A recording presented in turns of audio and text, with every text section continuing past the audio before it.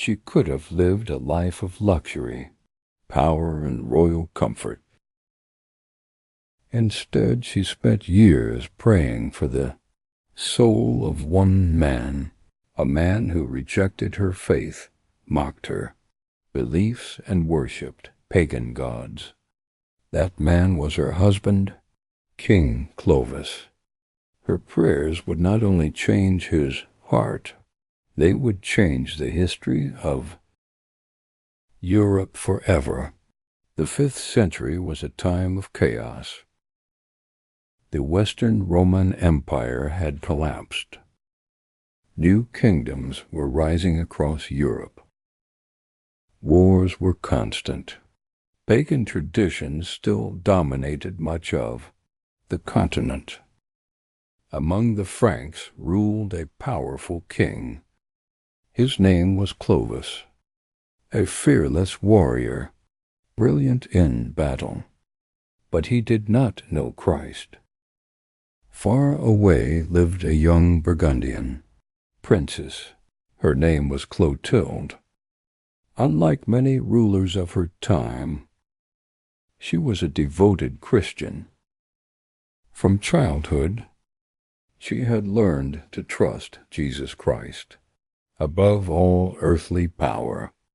When Clovis asked for her hand in marriage, she accepted, not because she dreamed of becoming queen, but because she believed God had given her a mission. After arriving in the Frankish kingdom, Clotilde discovered how difficult that mission would be. The royal court worshipped ancient pagan gods. Sacrifices were offered to idols. Even the king laughed whenever she spoke about Christ. Still, she never argued with anger. She never forced her husband. Every day, she prayed. She spoke gently. She lived her faith through kindness. Soon, their first son was born. Clotilde insisted the child be baptized. Clovis reluctantly agreed. But shortly after the baptism, the baby became ill. He died. The king exploded with anger. He blamed Christianity. He blamed baptism. He blamed Clotilde. Many thought she would finally abandon her faith. She did not. She continued praying. Years later, another son was born. Again, she chose baptism. Once again, the child became sick. Clovis believed history was repeating itself, but this time the child recovered. For Clotilde, it was a quiet answer to years of prayer. Yet the king's heart remained unchanged. Then, everything changed on a battlefield. In the year 496, Clovis faced the Alemanni in one of the greatest battles of his reign. His army began collapsing. Defeat seemed certain.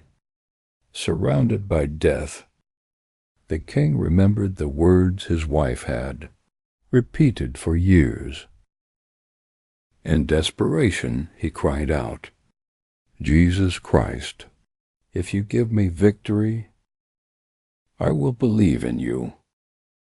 Moments later, the battle turned unexpectedly. The Alemanni retreated. Clovis had won. The king never forgot that promise. Months later, before thousands of people, Clovis was baptized by Saint Remigius, Bishop of Rheims.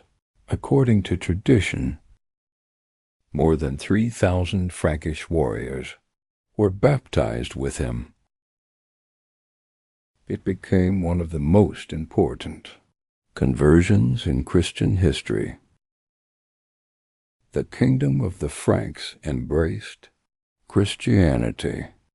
That decision shaped the future of France and influenced the Christian history of Europe for centuries.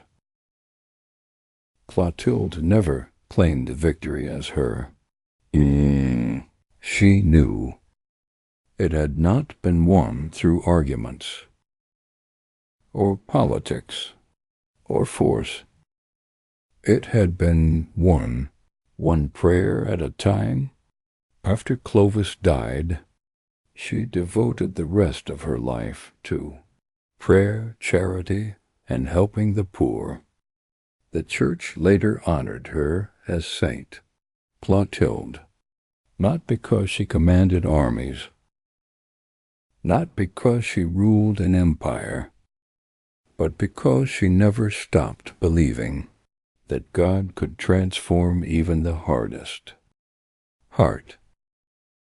History remembers King Clovis, the conqueror, but heaven remembers the faithful queen whose quiet prayers changed the destiny of an entire nation.